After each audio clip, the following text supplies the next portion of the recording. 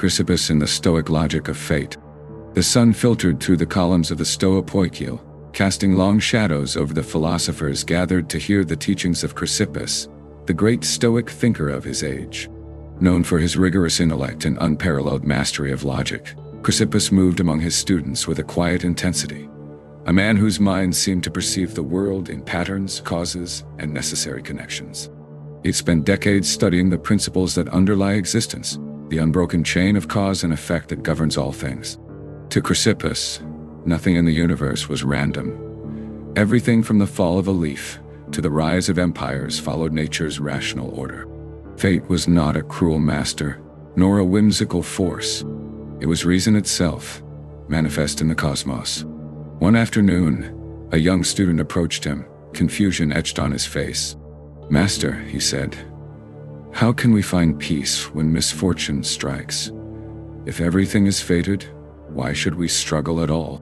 Chrysippus motioned for him to sit beside a small fountain, its waters sparkling in the afternoon sun. "Listen carefully," he began. "Fate is not punishment, nor is it reward.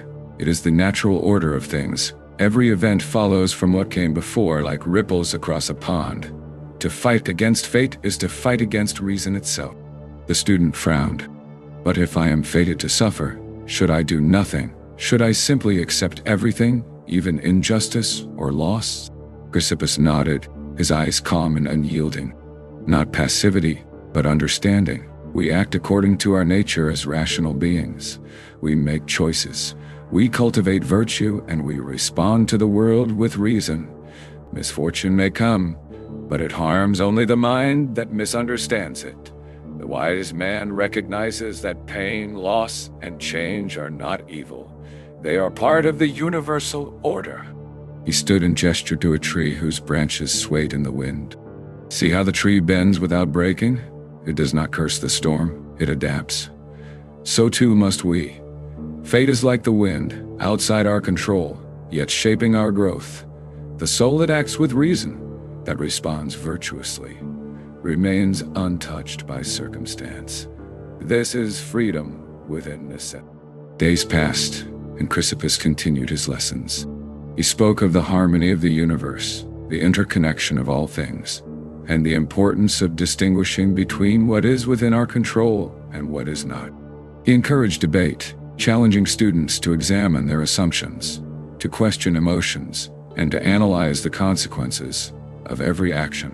Logic, he explained, is the tool that allows the mind to align with fate, to perceive necessity without fear.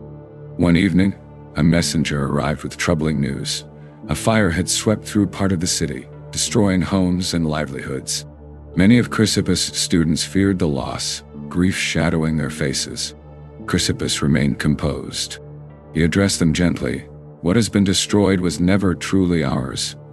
Only virtue, reason, and the choices we make belong to us. Fate has acted, and we must respond with wisdom, not anger. Our character is tested, not extinguished." Chrysippus often walked alone along the hills outside Athens, contemplating the vastness of the cosmos. He observed the sun rising, the wind shifting, and the stars appearing in the night sky, each movement following its necessary path. He understood more than anyone that life unfolds according to reason, and that serenity is achieved by aligning the mind with this eternal order. Through his teachings, Chrysippus showed that fate is not a chain to shackle the soul, but a framework to understand it. The universe is neither cruel nor unjust. It simply is. Pain and pleasure, loss and gain, rise and fall, they are all part of the same rational pattern. The wise man acts virtuously within this order, cultivates inner freedom, and accepts whatever the cosmos delivers. Years later, Chrysippus' writings and lessons would influence generations, laying the foundation for Stoic thought.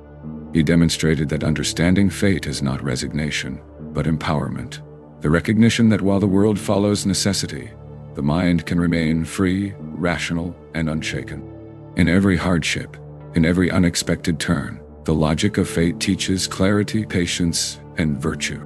And so, Chrysippus walked the Stoa and the hills of Athens, teaching the Stoic logic of fate, showing that the mind aligned with reason is untouched by fortune, unharmed by circumstance, and serene even amidst the inexorable flow of destiny.